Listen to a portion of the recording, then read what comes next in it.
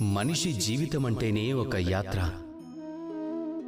ఇక ప్రతి ఒక్కరి జీవిత యాత్రకు లక్ష్యం భిన్నంగా ఉంటుంది. ఇప్పుడు మనసులో ఒక ప్రశ్న ఉదయిస్తుంది, జీవితం ముఖ్యమైనదా లేక ఈ యాత్ర ముఖ్యమైనదా అని. ఇక ఈ ఆలోచనలో మనం ఎక్కడో అక్కడ అన్నిటికంటే ముఖ్యమైన విషయాన్ని మర్చిపోతాం. అన్నింటికంటే ముఖ్యమైనది వ్యక్తిత్వం అన్నది మనం మర్చిపోతాం. మన భాగస్వాములు, మన తోటి ప్రయాణికులు, వాళ్లతో పాటే మనం ప్రయాణాన్ని కొనసాగిస్తాం.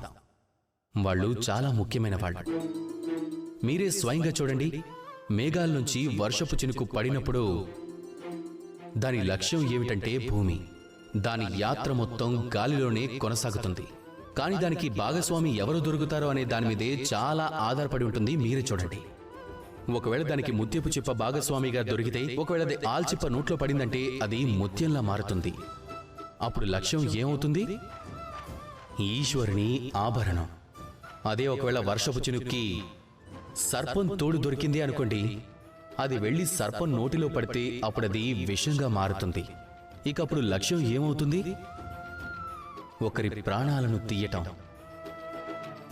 అందుకే మన జీవితంలో భాగస్వామి ఎంపిక చాలా ముఖ్యమైనది, ప్రధానమైనది అనడానికి ఇదే నిదర్శనం.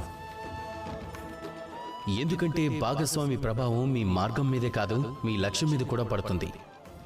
ఒక్కోసారి తను మీ లక్ష్యాన్ని కూడా మార్చగలదు. ఒకసారి మంచి పద్ధతిలో, ఒకసారి చెడు పద్ధతిలో. అది మీ ఎంపిక మీద ఆధారపడి ఉంటుంది. అందుకే శ్రేష్టమైన భాగస్వామిని ఎంపిక చేసుకోండి. నాతో పాటు ప్రేమగా చెప్పండి, రాధా కృష్ణ.